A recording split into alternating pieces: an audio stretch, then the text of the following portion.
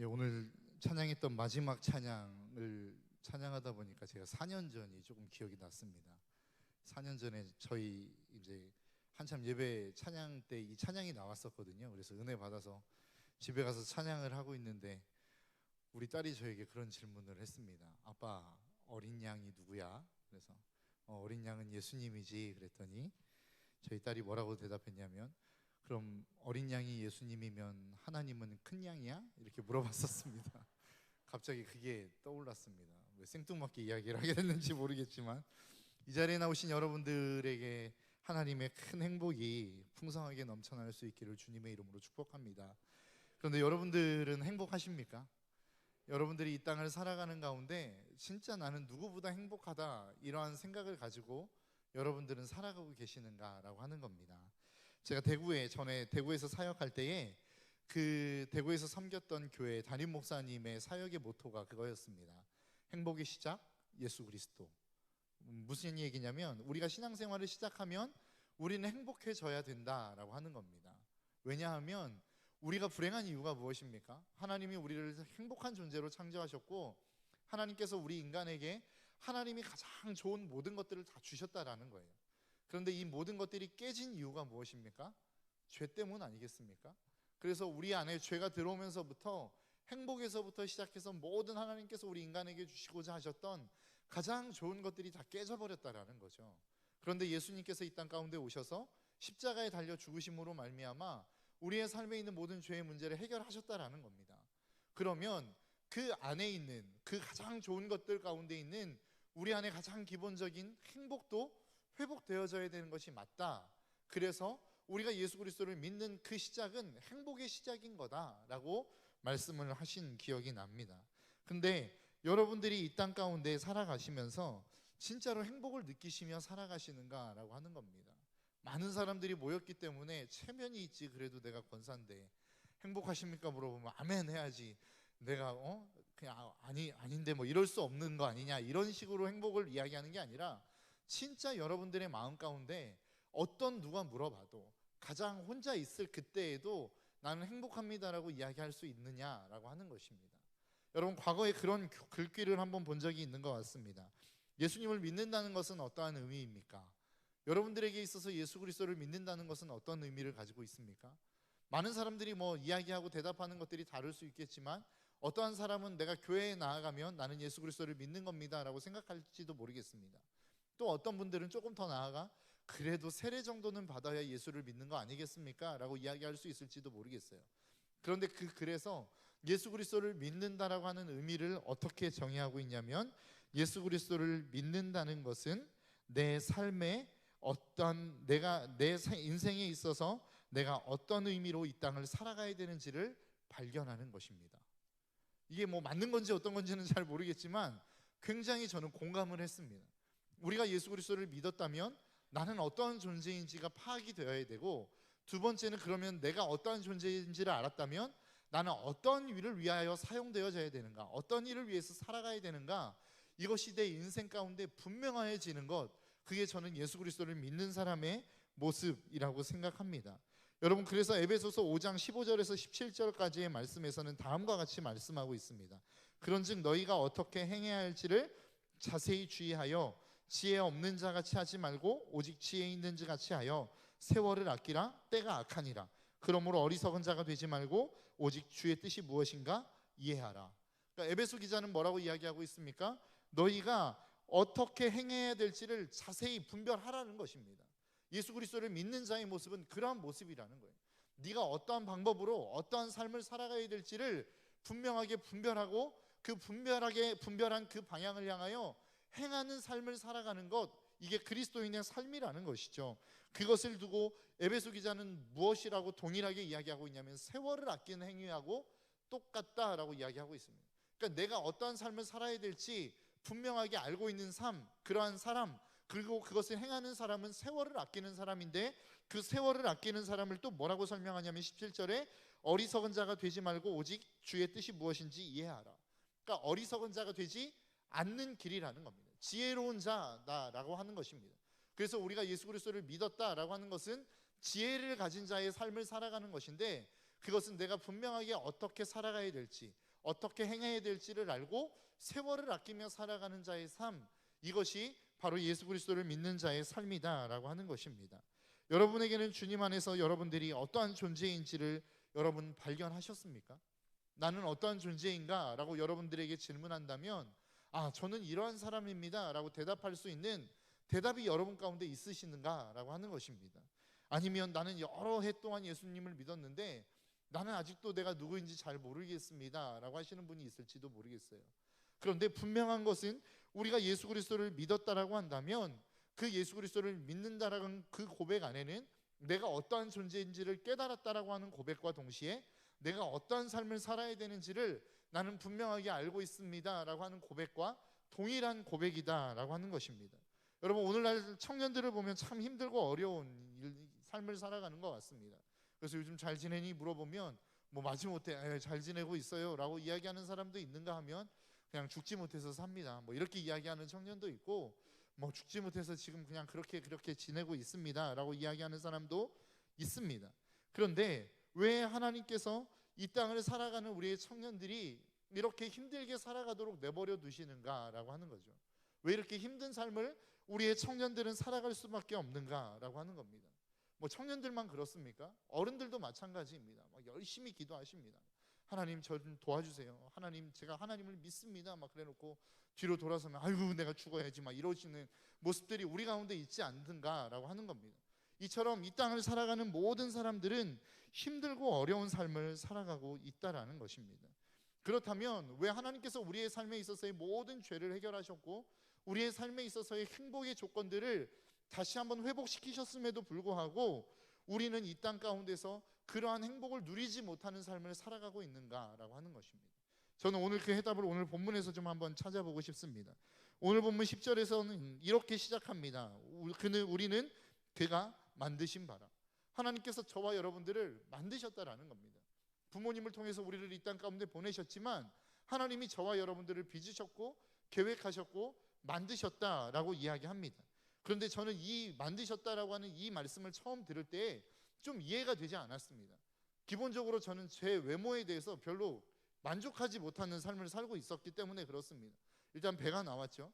그리고 제 과거에 있어서 한참 외모로 고민할 때 어떤 외모가 유행이었냐면 동안이 유행이었습니다. 그런데 저는 자꾸 고등학생인데 군인이냐고 물어봤었고 중학교 1학년인데 2학년들이 와갖고 인사하고 이런 삶을 제가 살았거든요. 그래서 왜 하나님은 나를 이렇게 노안으로 만들었는가 이런 고민들도 있었습니다. 또 요즘은 이렇게 사람들이 펌도 하고 이러니까 그냥 그런가 보다, 제 머리카락이 부럽다 이렇게 이야기하는데 과거에 정말로 유행했던 머리카락은 생머리였습니다. 그래서 이렇게 걸어갈 때마다 이렇게 찰랑찰랑 거리는 그 생머리가 굉장히 유행했었습니다. 그러니까 하나 제 안에서 마음에 드는 모습이 없는 겁니다. 외모만 그렇습니까? 경제적인 것도 그렇습니다. 좀 잘 사는 것 같더니 어머니가 부도가 나셨습니다. 그래서 완전히 이런 속된 표현을 해서 죄송하지만 집안이 완전 알거지가 됐습니다. 그러니까 어떻게 할 수 있는 방법이 없는 거예요. 이도 저도 아무것도 안 되는 상황이 되어버린 겁니다. 외모는 외모대로 마음에 안 들죠. 경제는 경제대로 마음에 안 들죠. 삶의 모습은 삶의 모습대로 다 마음에 안 드는 겁니다. 그러면서 제가 이 성경 구절을 딱 들을 때 생각했던 첫 번째 생각이 하나님이 나를 만들 때 신경을 별로 안 썼네, 이런 생각이 든 겁니다.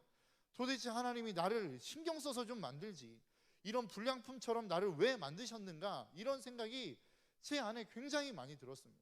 차라리 이럴 바에 안 만드는 게 낫지 않았는가, 이런 생각들이 제 안에 굉장히 많이 있었다라는 거예요. 그런데 여러분, 이 오늘 본문에서 이야기하고 있는 우리는 그가 만드신 바라라고 이야기했을 때 만드신 바, 이것에 대한 그 헬라어의 원어가 무엇이냐면 포이에마라고 하는 단어를 쓰고 있습니다. 이 단어는 피조물, 만들어진 것, 이런 의미를 담고도 있지만 또 어떤 의미를 가지고 있냐면 작품이라고 하는 의미를 담고 있습니다. 그러니까 하나님이 저와 여러분들을 뭘로 만드셨냐면 작품으로 만드셨다는 거예요. 여러분, 작품과 상품의 차이점을 아십니까? 상품은 서로 비교가 가능합니다. 가격이 싸고 질이 좋으면 야, 이 상품이 더 좋은 거네 라고 이야기할 수 있을지 모르겠어요. 이렇게 조금 비싸고 질은 떨어지면 야, 이 상품 별로 가치가 없는 것 같아, 이렇게 이야기할 수 있어요. 이게 상품입니다. 그런데 작품도 그렇습니까? 작품은 그렇지 않습니다. 작품은 비교가 불가능한 것입니다. 그냥 피카소의 작품은 피카소의 작품대로, 로댕의 작품은 로댕의 작품대로 그 나름대로 가지고 있는 독특한 가치가 있다라는 거예요. 그래서 이 가치는 서로 비교할 수 없는 것이라는 겁니다. 그래서 유일한 그 하나의 작품은 그 작품으로서 남는 거지, 이것과 이 작품과 이 작품이 비교할 수 있는 부분이 아니라는 거예요. 여러분들을 하나님이 그러한 작품으로 만드셨다라는 겁니다. 한 사람 한 사람들을 다른 사람에 비교해서 야 너는 이 정도고 저 사람은 이 정도니까 너의 가치는 이 정도야 라고 이야기할 수 있는 정도의 사람의 수준으로 하나님이 저와 여러분들을 만드시지 않았다는 거예요. 그냥 돈으로 매기면 그 어떤 것으로도 환산할 수 없는 엄청난 가치로 저와 여러분들을 창조하셨다라는 것이죠. 여러분, 이 사실이 믿어지십니까? 왜 이 사실이 믿어지지 않고 왜 우리의 삶이 힘들어지느냐? 이 분명한 하나님의 만드셨다라고 하는, 나는 하나님의 작품이라고 하는 이 분명한 정체성이 없기 때문에 그렇습니다. 사실은 제가 이 말씀을 준비하면서 이 설교를 원래 준비하려고 했던 게 아니었습니다. 월요일 아침 새벽 1부를 인도하고 2부를 준비하기 위해서 앉아 있는데 갑자기 이 생각이 너무 많이 드는 거예요. 왜 이 생각이 들었는지 모르겠습니다. 그런데 청년들이 너무나도 힘들어하고 버거워하면서 자기가 다른 사람을 자꾸 비교하면서 자신의 존재를 너무 낮게 평가하는 이 모습들이 생각나면서 너무 많이 눈물이 나는 겁니다. 그래서 이번 주에는 이 말씀을 좀 준비해야 되겠다라고 하는 생각이 들었습니다.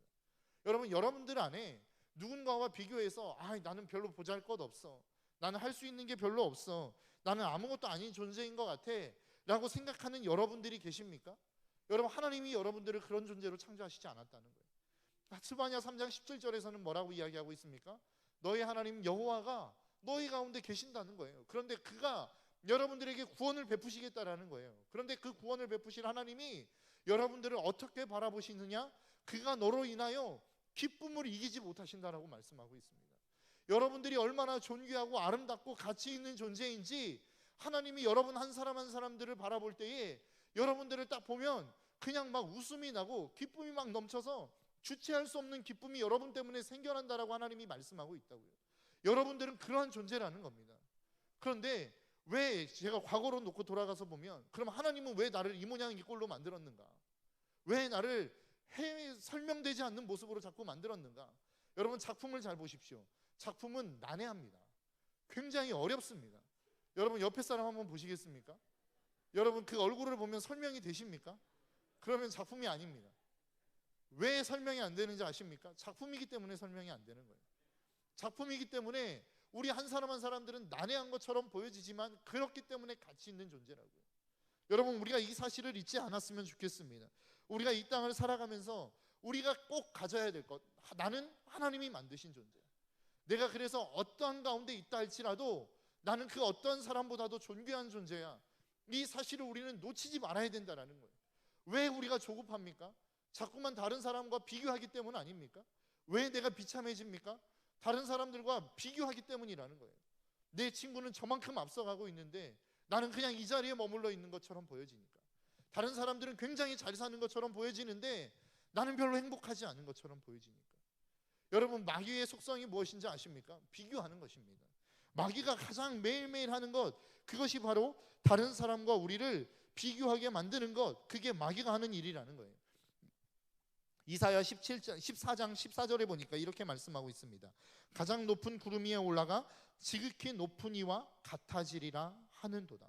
지금 마귀가 하나님과 비교해서 내가 지극히 높은 그 구름 위에 올라가서 내가 하나님과 같아질 것이다 라고 이야기하고 있는 내용입니다. 그런데 그 같아지리라 하고 하는 이 단어를 헬라 히브리어에서는 무슨 단어를 쓰고 있냐면 다마라고 하는 단어를 쓰고 있어요. 그런데 이 단어는 무슨 의미냐면 같다, 닮다 이런 의미를 사용하고도 있지만 비교하다라는 의미를 담고 있습니다. 그러니까 마귀가 자기를 누구와 비교하고 있냐면 하나님과 비교하고 있는 거예요. 그러면서 내가 그 하나님과 비슷해지리라, 비교해서 비슷한 모습으로 올라갈 거야, 이렇게 이야기하고 있다라는 거예요. 여러분, 오늘날에 살아가는 모든 사람들이 없어서 괴로운 사람들이 있으십니까? 진짜 절대적인 빈곤 가운데 있기 때문에 힘드신 분들 계십니까? 제가 정말로 어릴 때 막 많은 어른들이 저에게, 할머니가 저에게 많이 들려줬던 이야기 중에 하나가 뭐냐면, 할머니가 젊었을 때에는 이런 이야기 하실 때 제일 듣기 싫어하는 이야기지만 아무튼 지금 생각납니다. 할머니가 어렸을 때에는 밥 3끼 먹으면 참 행복할 것 같았어. 이런 얘기 굉장히 많이 하셨어요. 여러분, 그러한 시대를 살아가셨던 분들이 이 자리에 계실 것 같습니다. 새끼만 먹을 수만 있으면, 배부르게만 먹을 수 있으면 행복할 것 같다. 여러분, 배부르셔서 행복하십니까? 여러분들이 정말로 배불러서 행복하십니까? 배부르기 때문에 열받으시잖아요. 아, 또 찌겠네, 막 살만 오늘 한 100g 또 올라갔네, 막 이런 생각 드시지 않습니까? 그게 우리의 모습이라는 거예요. 그러니까 누군가와 비교하기 때문에 자꾸만 우리는 비참해지고 힘들어지는 것이지, 상황이 안 좋아서 우리가 불행한 것이 아니라는 것입니다. 여러분, 이 사실을 꼭 기억할 수 있었으면 좋겠어요. 나는 할 수 있는 게 별로 없는데, 할 수 있는 게 별로 없어도 괜찮습니다. 나는 재능이 별로 없어요. 괜찮습니다. 여러분, 미국의 40대 대통령이 누구인 줄 아십니까? 로널드 레이건이라고 하는 대통령입니다. 그가 배후를 거쳐서 대통령이 되었습니다. 대통령이 되었는데 한 기자가 그 대통령과 인터뷰할 시간을 가졌습니다. 그래서 이것저것을 막 물어봤대요. 사회 분야에 대해서도 물어보고, 경제 분야에 대해서도 물어보고, 군사 분야에 대해서도 물어보고, 뭐 문화 분야에 대해서도 물어보고, 사회의 전반적인 어떤 국정 운영에 필요한 기본적인 지식들을 계속 물어봤는데, 그 레이건 대통령이 대답하기를 저는 잘 모르겠는데요, 이 대답밖에 안 하더랍니다. 그러니까 이 기자가 너무 답답한 거예요. 한 나라를 책임지고 있는 최고의 통수권자가 도대체 어떻게 이것을 몰라서 운영이 되겠나 뭐 이런 답답함이 물려오는데, 한 가지 그가 발견한 게 있었는데, 그 기자가 무엇을 발견했냐면 그 분야에 대한 전문가는 명확하게 알고 있더랍니다. 그러니까 자기가 사회 분야에 대해서 질문하면 난 잘 모르겠는데요, 그런데 그 답은 누가 알고 있어요? 이렇게 대답하더라는 거예요. 경제 분야에 대해서 질문하면 저는 그거에 대해서는 잘 모르겠습니다. 그런데 그 분야에 대해서는 이 사람이 정말로 잘 알고 있어요. 이렇게 대답을 하더라는 거예요. 여러분, 우리의 삶 속에 우리가 무엇인가를 다 알고 다 많은 재능들을 가지고 있어야만 우리가 이 땅을 힘있게 살아갈 수 있는 게 아니라고요. 하나님께서 우리에게 붙이시는 사람, 왜 우리에게 공동체를 주셨겠어요? 우리의 연약한 부분들을 함께 감당하라고 주신 것 아닙니까? 그런데 자꾸만 우리는 그 하나님의 축복의 공동체, 우리에게 축복을 주시려고 주신 공동체를 바라보면서 자꾸만 비교하고, 나에게 없는 것은 무엇인가, 그래서 그것만 귀신같이 찾아가지고 괴로워하는 그러한 도사가 되어져 있지 않는가, 우리 스스로 한번 되돌아봤으면 좋겠습니다. 제가 이 설교를 준비하면서 한번 생각해 봤습니다. 그럼 도대체 내가 청년교구의 리더로 세워져 있는데, 그럼 나는 도대체 뭘 잘하는가 한번 고민해 봤어요. 근데 저도 잘하는 게 없는 겁니다. 아는 게 별로 없는 거예요. 그럼 도대체 어떻게 우리는 이 청년 공동체가 돌아가고 있는가 생각해 보니까, 하나님이 너무나도 탁월하고 뛰어난 임원들을 저에게 붙여주셨더라고요. 여러분, 저는 뭐 꼼꼼하지 못합니다. 그래서 뭐 하나 이렇게 딱 던져놓으면 잊어버려요.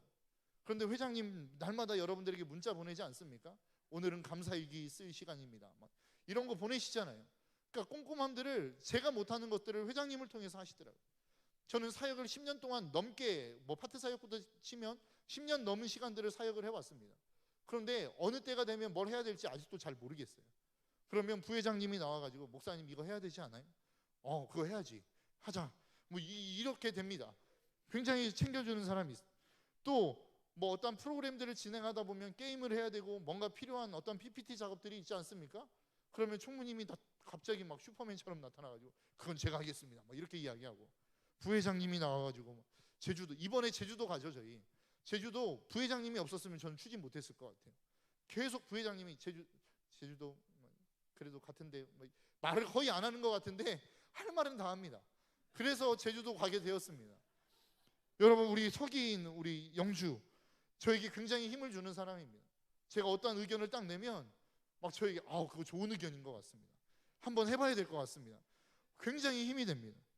그리고 우리 회계, 저는 회계 가장 못하는 것 중에 하나가 회계거든요. 돈을 막 써놓고 돈 다 어디 갔지, 막 이런 사람입니다. 그런데 막 회계가 이걸 다 막아줘요. 지금은 그렇게 돈을 쓸 때가 아닌 것 같습니다. 그래서 규모 있게, 그러니까 제가 못하는 그 모든 것들을 우리 임원들을 통하여 다 해가더라는 거예요. 그럼 도대체 나는 뭐 하나 고민해 봤더니, 회의 들어가서 간식 먹고 있습니다. 간식 먹고 있는 게 다예요. 그럼 도대체 간식 먹는 거 말고 말은 뭐 하나 딱 두 마디 합니다. 그거 좋다, 그거 하자. 두 번째는 그거 해야지. 이 두 가지밖에 안 하더라고요. 그런데 하나님이 저에게 붙여주신 많은 사람들을 통해서 이 공동체가 다 흘러가는 것들을 보게 되어집니다. 여러분, 제가 재능이 없어도 괜찮아요. 여러분들의 인생 가운데 붙여주실 사람들이 있다니까요. 나에게 재능을 준 것이 있다면 그 재능을 통하여 다른 사람을 섬기라고 준 것이고, 재능이 없다면 누군가 나에게 하나님이 붙여준 인생을 통하여 하나님이 나에게 그 붙여준 인생에 나에게 도움이 되라고 하나님이 우리의 공동체를 붙여주신 거라는 거예요. 그러니까 우리의 주변에 있는 사람들은 내가 도움을 줄 사람이든 아니면 내가 도움을 받을 사람이든 이 두 종류밖에 없어요. 그런데 우리는 딱 한 종류로밖에 생각하지 않습니까? 내가 그 사람과 비교해서 나는 어떤 사람인가? 하나님은 절대 우리를 비교의 대상으로 우리 주변에 있는 사람들을 보내시지 않았다는 사실을 여러분들이 꼭 기억할 수 있었으면 좋겠어요. 한국 사회가 왜 이렇게 만족도가 떨어지고 그 우리의 인생 가운데 그러한 하나님 앞에서의 만족감이 떨어지는가 생각해 보니까 날마다 다른 사람과 비교하는 거예요. 그래서 저 사람은 이런데 나는 이렇고, 또 그러한 단점들은 귀신같이 찾아내지 않습니까? 특히 부모님들, 이 자리에 부모님들 계시죠? 우리나라 부모님들, 어떤 학교 선생님들의 이야기를 들어보니까 그 선생님이 그런 이야기 하더라고요. 한국 부모님들의 특징 가운데 하나가 뭐냐면 자녀를 칭찬하면 아니라고 이야기한다는 거예요. 아, 되게 자제분은 참 성격이 좋은 것 같습니다. 아닙니다. 그 성격은 못 보셔서 그렇습니다. 그러니까 저도 생각해 보니까 저도 그런 것 같아요. 아들이 굉장히 착하신 거. 아닙니다. 집에서 보셔야 됩니다. 이러한 모습이 저에게도 있더라고요. 그러니까 이게 한국 부모의 모습이고 특징이라는 거예요. 그러니까 날마다 없는 것 찾아내는 귀신이 대한민국의 부모님들입니다. 여러분, 그런 삶을 살아가고 있지 않습니까? 여러분들에게 부탁드립니다. 여러분들의 자녀는 누군가 비교의 대상으로 하나님이 여러분들에게 주신 게 아니에요. 하나님이 여러분들에게 자녀를 주셨을 때에는 그 자녀에 맞는 독특한 창조의 특성을 찾아서 그 특성을 개발하고 그 특성을 따라 그 아이가 이 땅 가운데 아름다운 모습으로 자라가도록 여러분들에게 허락하셨다는 사실을 잊지 않으셨으면 좋겠어요. 가장 못난 부모가 누구냐? 다른 사람과 비교하는 부모입니다. 왜 비교하느냐 생각해 봤더니 비교가 그 당시 잠깐 순간적인 어떠한 결과를 만들어내는 데는 그만큼의 효과적인 게 없어요. 야, 네 친구는 이런 모습인데 너는 왜 그거밖에 못해? 빨리 해. 그러면 공부하더라고요. 야, 너는 왜 이거밖에 못해? 쟤는 저만큼이나 하는데, 그러면 그렇게 하는 것 같아요. 그런데 그 속이 멍들고 있다는 거 여러분 아십니까? 여러분, 오늘날의 청년 가운데 나는 잘났습니다라고 이야기하는 청년들을 별로 본 적이 없어요. 왜 그런가 생각해 봤더니 다 부모님이 만드신 것 같아요. 이거는 저도 자유롭지 못한 부분인 것 같습니다. 우리 아이들을 바라볼 때에 자기 자신을 소중하다라고 여기는 사람이 별로 없어요. 나는 존귀한 사람입니다라고 인식하는 사람이 별로 없더라고요. 왜 그럴까? 부모님이 소중하다라고 하는 것을 인식시켜주지 못했어요. 공부해서 100점 받아오면 다음에 더 열심히 해서 100점 받아라, 이런 소리나 했었고 칭찬 안 해주고, 그렇기 때문에 그의 자존감들이 계속 낮아지고 자기는 이 땅 가운데 정말로 소중한 존재라고 하는 인식이 별로 없는 것 같아요. 그런데 하나님이 여러분들의 자녀를 바라볼 때도 그럴까요? 저는 그렇지 않다고 생각합니다. 오늘날의 청년들, 여러분들이 스스로가 존귀하다라고 생각하십니까? 느껴지십니까? 별로 안 느껴지시죠? 별로 안 느껴지시면 그냥 외워버리십시오. 나는 소중한 사람이다. 이해가 안 되면 그냥 외워버려요. 나는 소중한 사람이다. 여러분들이, 하나님이 여러분들을 그렇게 소중한 존재로 만드셨다는 거예요. 여러분들의 손에 로또 1등 당첨된 그 표딱지, 번호표가 있다고 여러분 한번 생각해 보십시오. 그런데 그 표가 있는데 그 표가 구겨졌어요. 그러면 구겨졌네, 버려버립니까? 진흙탕에서 막 뒹굴고 있어요. 진흙탕에서 뒹굴고 있네, 그래서 버려버리십니까? 심지어는 똥통에 빠졌습니다. 똥통에 빠졌으면 로또 1등 아깝지만 그냥 버려야겠다, 그냥 버리십니까? 막 똥을 해집고라도 막 이렇게 해가지고 그거 건져내서 씻어가지고 갖다가 주지 않겠습니까? 왜 그렇습니까? 아무리 오물이 묻어 있어도 그 종이 하나는 로또 1등의 당첨에 가치가 있기 때문에 그런 거 아니에요? 여러분, 우리의 인생이 마찬가지입니다. 내가 별거 아닌 거 하고 있는 것 같고, 나는 그냥 백수인 것 같고, 나는 이 땅 가운데 별 볼 일 없는 일 하는 것 같은데 하나님이 여러분들을 존귀하게 창조하셨다니까요. 그렇기 때문에 구겨져 있어도 여러분들은 존귀한 자요. 여러분들이 그냥 시궁창 가운데 빠져 있는 것 같은 느낌이 든다 할지라도 여러분들은 존귀한 자라는 거예요. 여러분, 우리가 이 사실을 잊지 않았으면 좋겠어요. 그래서 에베소서 2장 10절에서는 무엇을 선포하고 나아가고 있느냐? 우리는 그가 만드신 바라. 하나님이 저와 여러분들을 만드셨다는 거예요. 만드셨는데 대충 만들지 않았다는 거예요. 여러분들이 생각하기에 신경 안 써서 만든 것 같아도 하나님이 여러분들을 존귀하고 아름답게 만드셨다는 거예요. 그렇게 그 마음이 있는 사람, 내가 존귀한 자로 창조되었다라고 하는 이 인식이 있는 사람, 이러한 사람이 어떤 사역을 감당하느냐? 그리스도 안에서 선한 일들을 감당하는 자가 된다는 거예요. 여러분들 선한 일 잘 안 되시죠? 주님의 사역하려고 하는데 잘 안 되시죠? 왜 그런 줄 아십니까? 여러분들 안에 내가 존귀한 자라고 하는 인식이 없기 때문에 그렇습니다. 왜 나만 이런 일을 해야 돼? 저 사람은 그거 안 하고 있는데 왜 나는 그런 일을 해야 돼? 나는 별 볼 일 없는 존재인가? 그렇기 때문에 나는 신발 정리하고 있나? 화장실 청소하고 있나? 이런 생각하는 거 아니에요? 여러분, 하나님께서 우리에게 맡기신 선한 일들이 있습니다. 그런데 이 선한 일을 온전하게 잘 감당하기 위해서 필요한 건 뭐냐면 내 스스로가 온전하게 서 있는 겁니다. 그래서 성경은 무엇이라고 이야기하고 있습니까? 좋은 나무가 좋은 열매를 맺는다는 겁니다. 내가 억지로 좋은 열매를 맺어야지 라고 한다고 해서 좋은 열매가 맺어지는 것이 아니라 내가 좋은 나무가 되면 좋은 열매는 자동적으로 맺혀진다는 거예요. 그 이야기는 뭐냐면 내가 존귀한 자가 되면 존귀함의 열매는 그냥 맺혀진다는 거예요. 내가 존귀한 자라는 인식이 없고 그러한 삶을 살지 못하기 때문에 내 안에 존귀한 열매가 맺혀지지 못하는 것일 뿐이지, 내가 하나님 안에서 존귀한 자라고 하는 것들을 깨닫고 그 존귀한 삶을 살아가면 그 삶 안에 자연적인 존귀함의 열매들이 맺어져 간다라는 것입니다. 여러분, 이 사실을 놓치지 않았으면 좋겠어요. 여러분들의 삶 가운데 정말로 신경 써서 점검해야 될 게 무엇이냐? 내가 얼마나 많은 돈을 벌고 있으며 내가 얼마나 귀한 일을 하고 있으며 사람들이 얼마나 인정할 만한 일들을 하고 있느냐? 이것이 여러분들이 점검해야 될, 신경 써야 될 일이 아니라 나는 나 스스로를 얼마나 존귀한 자로 바라보고 있는가? 하나님이 눈으로 나는 지금 나를 바라보고 있는가? 아니면 세상의 가치관으로 나를 바라보고 있는가? 우리 스스로를 이렇게 바라볼 수 있어야 된다는 거예요. 여러분, 우리가 이 세상을 살아가며 자꾸만 세상에 휘둘리는 이유가 무엇인 줄 아십니까? 세상의 가치관으로 여러분들을 바라보고 있기 때문에 그렇습니다. 저희 아내가 하루는 아이들을 학교 보내고 학부모 모임을 하고 와서 저에게 이렇게 이야기하는 거예요. 아, 서울 부모님들 대단하다. 뭐가 그렇게 대단하냐고 물어봤더니 아이들을 대한 열심이 굉장하다는 거예요. 그래서 하루는 학교에 가가지고 아이 뭐 공부시키냐고 물어보길래 방과후하고 피아노 하나 시키고 그리고 교회에서 하는 영어 교실 하나 시키고 있습니다. 그랬더니 그 어머니가 뭐라고 대답했냐면 거짓말하지 말라고 이야기했답니다. 뭔가 다른 거 시키는 게 있겠죠, 뭐 이렇게 이야기를 했다는 거예요. 학습지를 시키든 뭘 시키든 뭐가 있겠죠 라고 대답을 했다는 거예요. 그래서 아우 아니라고 그랬더니 거짓말한다는 눈빛으로 계속 쳐다보더랍니다. 그래서 저희 아내가 문득 그런 생각을 했대요. 내가 잘못됐나? 내가 뭘 지금 잘못하고 있나? 여러분, 지금 우리가 다 그런 삶 아닙니까? 별로 하지 않아도 될 것들을 우리는 하고 있어요. 왜? 다른 사람들이 해야 된다라고 이야기하니까. 그런데 별로 쓸모없는 것들 아닙니까?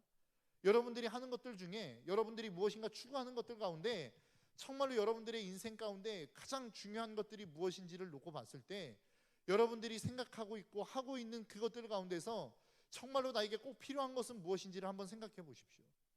뭐가 있습니까? 요즘 인스타그램 보면 아니면 뭐 페이스북이나 이런 SNS를 보면 뭐 먹을 것 천지입니다. 다 막 먹을 것 찍어가지고 올리고 그렇지 않습니까? 왜 그렇습니까? 니들 못 먹어본 거 나 먹었다 이거 아니에요? 자랑질 하려고 그러는 거 아닙니까? 그런데 그거 먹어서 진짜로 행복하십니까? 아, 나 또 살쪘네 뭐 이런 거 고민하고 있지 않아요?